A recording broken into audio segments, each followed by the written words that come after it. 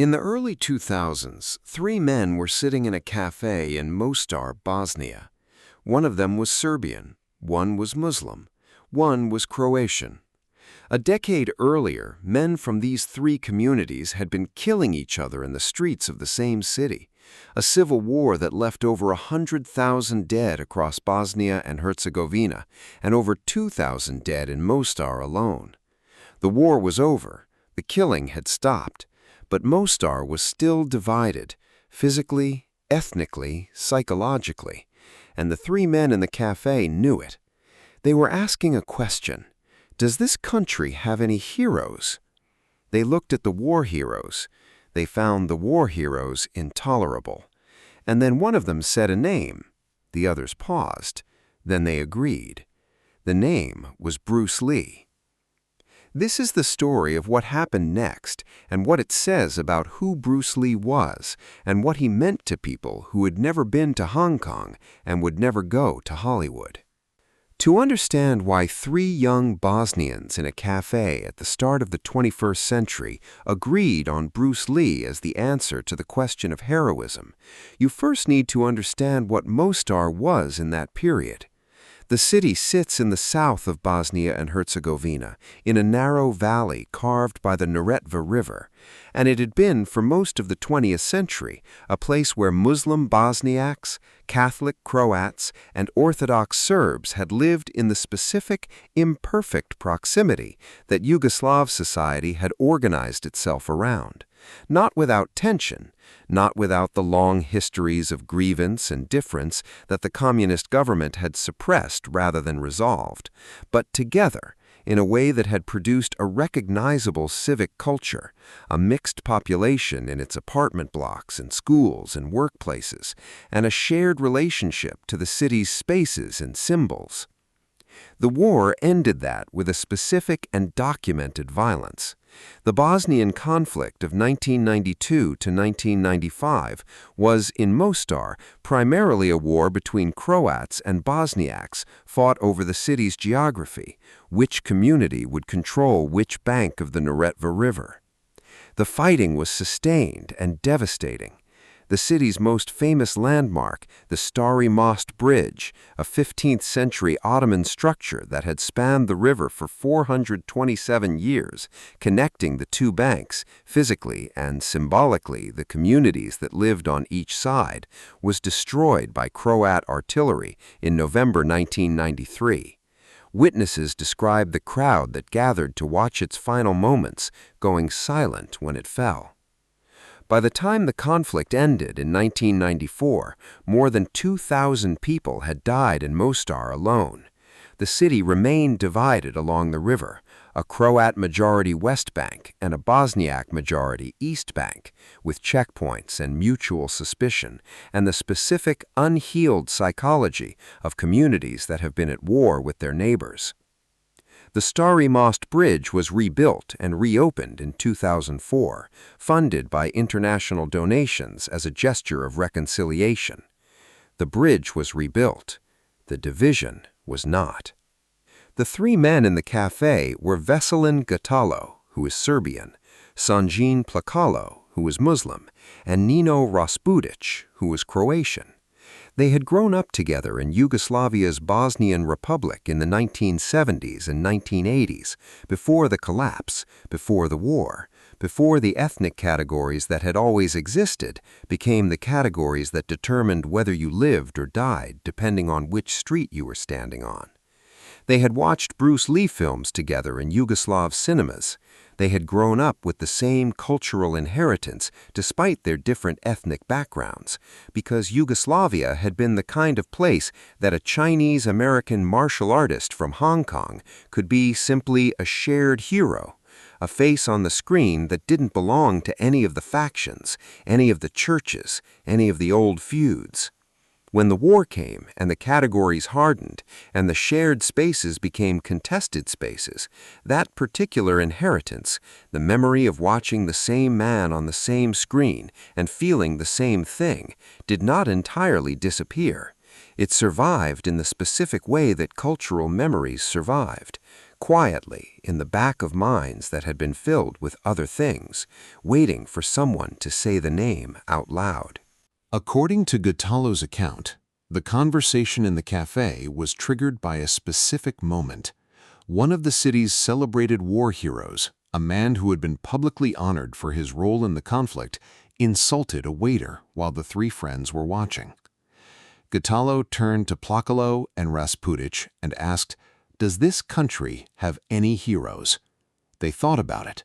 The war heroes were, by direct observation, intolerable. The political leaders were contested along ethnic lines. The historical figures belonged to different communities, different histories. And then someone said, Bruce Lee. It took approximately 1 minute for all three of them to agree. He wasn't Catholic, Orthodox, or Muslim, Gatalo later explained, but everybody could find a part of himself in him. This is the sentence that encapsulates why Bruce Lee, specifically, worked as the answer when every local candidate failed. He was sufficiently distant from Bosnia, from its history, from its specific wounds, that he could not be claimed by any faction. He had no record of what he did during the war. He had no position in the Bosnian political landscape. He was, as Gatalo also put it, far enough away from us that nobody can ask what he did during World War II. His distance was his qualification. But distance alone was not sufficient. Plenty of figures are distant. What made Bruce Lee specifically the answer was what Gatalo described as his embodiment of justice, mastery, and honesty, the specific qualities that his films had communicated to the generation that grew up watching them in Yugoslav cinemas in the 1970s. The films were not complicated. The good guys won. The martial arts star fought for the weak against the powerful.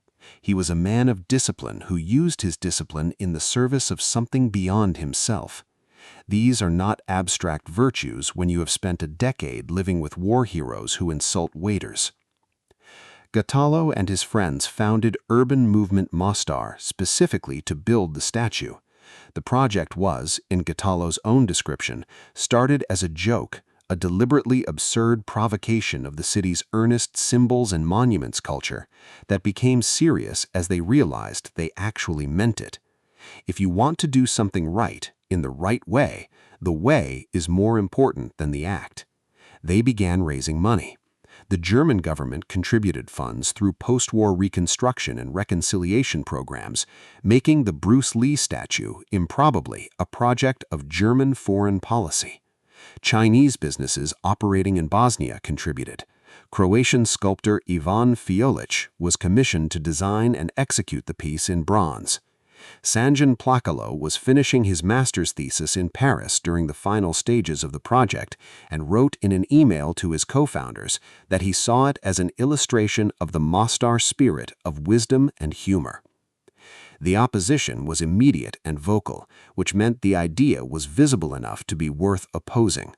Elia Biavica, representing an organization of World War II veterans and their families, said the Bruce Lee statue was inappropriate because Bruce Lee did not fight for this country. Veterans groups argued the money should have gone toward restoring war memorials damaged during the 1990s conflict rather than celebrating a Hong Kong action star. The statue's pose, Bruce in a fighting stance with nunchucks, initially facing east toward the Bosniak side of the city, was criticized by some as aggressive and by others as directionally biased toward one ethnic community. The statue was eventually reoriented to face north as a compromise. These objections were made by people with genuine stakes in how their city's public space represented their history. They were also, in retrospect, confirmation that something real was happening, that a bronze casting of a dead Chinese-American martial artist was significant enough to argue about, which meant it was significant enough to matter. The statue was unveiled on November 26, 2005, one day before what would have been Bruce Lee's 65th birthday, a coincidence that nobody had initially planned for, but that everyone appreciated once it was noted. The inauguration was attended by Linda Lee Cadwell, Bruce's widow, who had traveled from the United States to be present for the ceremony. The Chinese ambassador to Bosnia and Herzegovina attended. Bosnian kung fu practitioners performed demonstrations. It was, on that date, the first public statue of Bruce Lee in the world. Hong Kong's own Bruce Lee statue, which had been in simultaneous development, was unveiled one day later on November 27th, a fact that Gitalo later noted with evident satisfaction. Mostar had gotten there first. A divided city of modest means in post-war Bosnia had built the world's first Bruce Lee monument before Hong Kong, the city that had made him famous, had finished its own. The statue's reception exceeded what Gitalo and his co-founders had anticipated.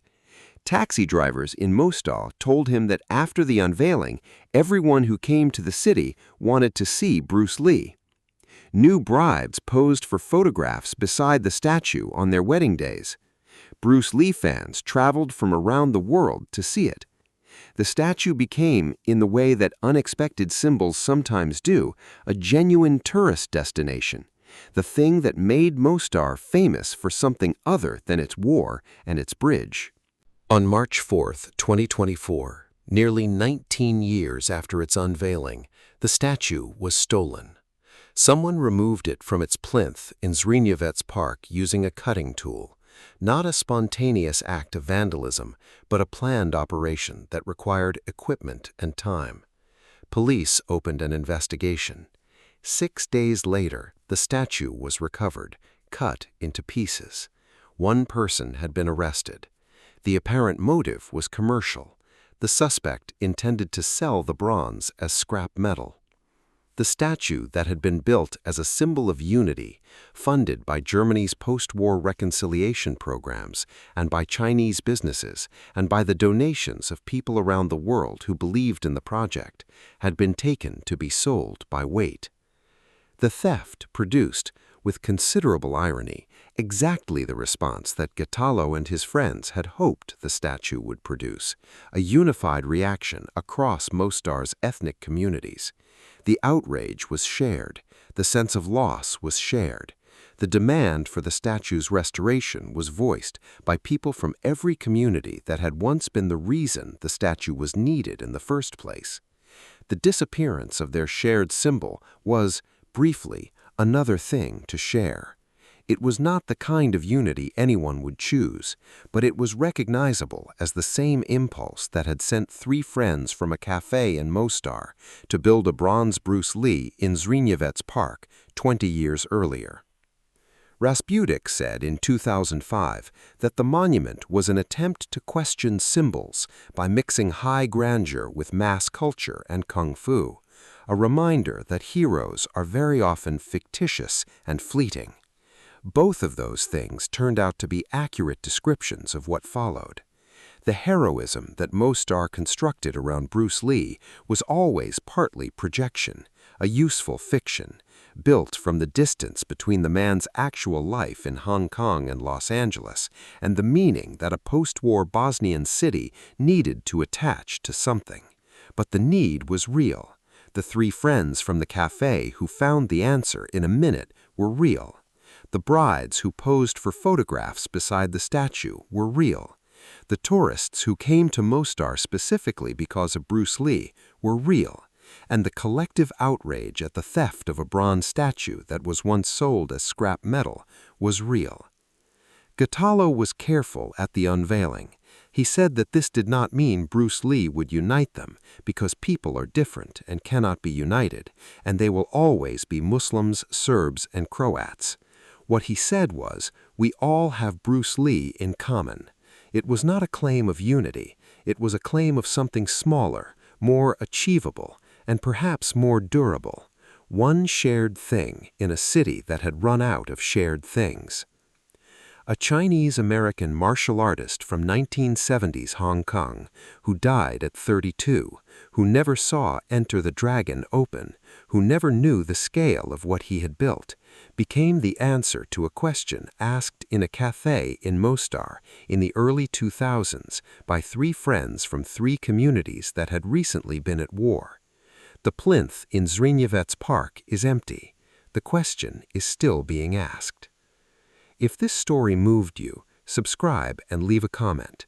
Did you know the real story behind the Mostar Bruce Lee statue and what happened to it in 2024? Share this video and tell us in the comments if your city needed a symbol everyone could agree on. Who would you choose?